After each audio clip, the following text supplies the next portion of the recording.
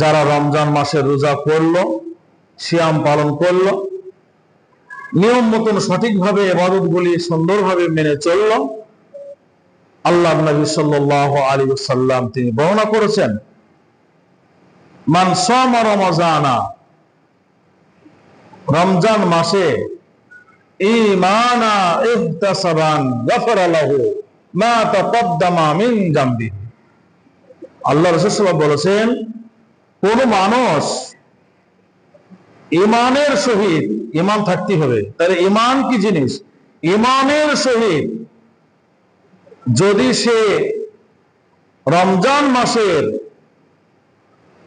নামাজকে ঈমানের সহিত সবের উদ্দেশ্যে যদি পালন করে, মা তাকদ্দামা মিন যামবিহি গফারা লাহু, তার পূর্বেকার সব গুনাহ আল্লাহ মুছিয়ে দিবেন।